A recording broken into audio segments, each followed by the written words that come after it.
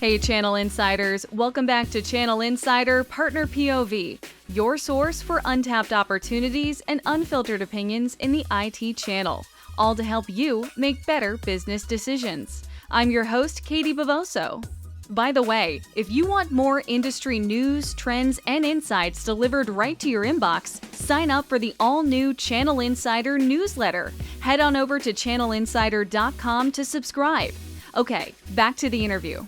My guest today is Timm, CEO of Phantom Technology Solutions, an MSP with a focus on proactively readying their clients and their employees for anything that could go wrong.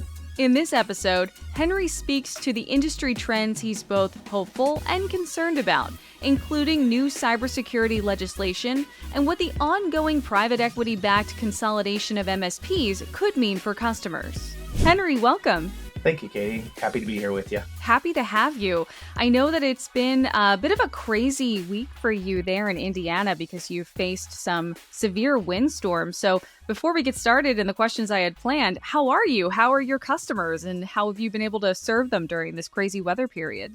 Doing good. It was kind of a wild 24, 48 hours there that everyone kind of had to bunker down and weather through the 80-mile-an-hour winds that took out a large portion of power in the area. But everyone's back to normal and business marches on. Business marches on is the best way to put it because you can't focus on what happened. You can only focus on what you can get away from that, your next outcome. I've heard this season that we're walking into between summer and the start of fall actually known as like the power blackout season because the weather patterns all across the US are usually negative. There's something that could impact whether you're on the coast or in the middle of the country. So I'm sure that you've been preparing for probably some more episodes like this with the weather. Yeah, no, and that's it's always a good reminder for continuing the conversation with our clients to make sure that they're prepared and have their own disaster recovery plans in tune and up to date. Yeah, well, let's dig more into your clients there. So as I said, your company, Phantom Technology Solutions, you've been CEO of the company for 15 years, which is an awesome stretch. Obviously, you love what you do and you're enjoying the work. Talk to me a little bit about the MSP that you are and what are your services and who are typically your customers? Phantom Technology Solutions was a small MSP we started actually over my garage 15 years ago, purely accidental. I had actually been a biology major and thought that I was going to go down that line of work and proposed some ideas around technology to the hospital tech team. I was offered a position and my career kind of took off from there. The MSP, though, came about where I was looking at things that I didn't like seeing in the marketplace.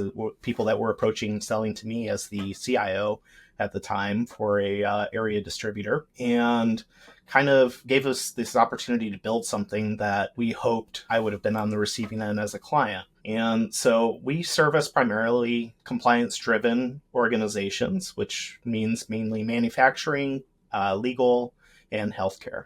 When it comes to those regulated industries, are you seeing a lot of difficulty right now trying to make sure that they're not just dumping new trends like AI into their work systems? That's something I've been itching to ask because I can imagine that they're just as excited as retail or any other industry like that. But I'm sure that they probably face a bit more of an obstacle with adding those. But have you had to, smack anybody's hand and tell them, get your hand out of the cookie jar lately? For better or worse, I mean, everyone is obviously excited about the latest buzz that's coming around. What was old is new again, as far as jumping from trend to trend. But with AI, yeah, we've certainly had to kind of pull the reins back on people and explain the risks that are out there for these organizations, especially compliance-driven organizations, around specifically their data usage in some of these AI engines and programs. So becomes a good discussion point for us, though, to have with them about what their objectives and goals are for the usage of that information and how we can help define secure and better systems that take that sensitivity into consideration. Do you think that's the biggest challenge that you and Phantom face right now is just trying to make sure that you're keeping everybody compliant while also implementing new tech safely based on their needs and based on what you know is not just going to be a fad? Would that be the biggest challenge? Is that correct to say? Or what else are you facing? Give me some insight into what patterns you're seeing. Yeah, I think the biggest thing is making sure that we're keeping our clients as educated as possible about where the industry and their own industries are headed in regards to how they're implementing and integrating technology towards those business outcomes. I think AI obviously has been one of those things where it's everyone kind of rushed into and is now understanding the scope and risk and having those mitigation discussions. But there's other things too where we're constantly looking at future legislation, other compliance requirements that might be coming down the pipeline, and discussing how we can build out an IT program for them that takes those things into consideration and really focuses on defensibility long term in their decision making. Absolutely. I think there's a lot to take in there, but the biggest theme that I see you mentioning is staying ahead. You're big on education. You're big on being proactive in the industry, and I think we'll see a lot more of that come out through this interview. But before we go through that, I'd love for you to be able to kind of talk about your success stories and differentiators. First of all, how do you feel, aside from prepping your clients ahead of time, where do you feel that you stand out as an MSP in this industry? We went through the same process as a lot of MSPs with transitioning from traditional break fix and that reactive approach to the more proactive MSP approach several years ago. But to kind of take things a step further, we decided that we needed to become more intentional about our involvement in the industry, the education, cybersecurity portion of things, and understanding what those future things are that we're going to be impacting our clients so that we could better provide those services to them, but also help kind of decipher some of the marketing crud with the actual realities of things that were going to impact them. So when it comes to differentiators, I think we kind of put ourselves in a place where all of our staff are highly incentivized to be focused on their continuing education. They have dedicated time each week. We pay for all their training materials, college coursework. We pay towards certifications and so forth. And those, we build out that career path with the idea that, we want to make sure that we're providing the best education and resources for our clients, as well as our employees around that. We're also, though, looking at the education piece as far as how can we teach and build resources for those clients in these specific verticals. So how can we lead those discussions that are happening around legislation such as breach notification and cybersecurity requirements, frameworks that might need to be adopted for those individual client sectors? I'd love to dig into, because you mentioned it a couple times now when it comes to that changing legislation, including the breach notification. For things like that, from previous conversations that we've had, you seem to be, I wouldn't use the word excited, but you seem to be hopeful when it comes to some of that legislation. Can you kind of walk me through how you feel this legislation helps the managed services industry, should it be something that makes it through? Sure. So I think it's an important area we have to keep an eye on, and I'm hopeful that we as an industry will kind of put our best foot forward and kind of take control of that legislation and shaping it. What I think is going to happen is, or needs to happen, is that unfortunately there's a lot of technology providers that are out there that are kind of fly by night, pop up. They think because it is a low barrier to entry market that they might be able to replace an incumbent MSP without truly understanding the risk and all of the proper things that should be done for a client's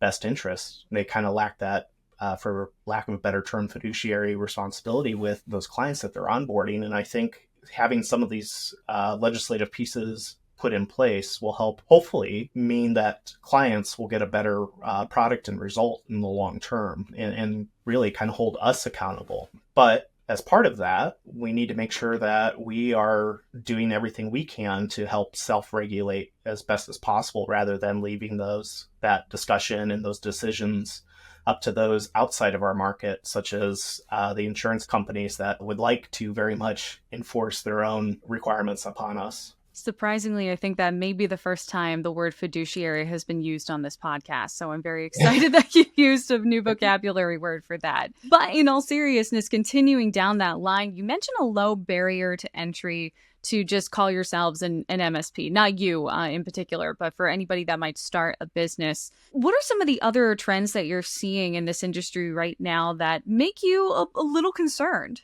There's kind of a change right now in the industry where people are pushing either towards a mega MSP, which is usually private equity backed and loses some of the personal touch with clients. And you're having the other side of it where there's these smaller MSPs that are not necessarily putting the best value and safeguards in place for their clients because they're trying to compete on price.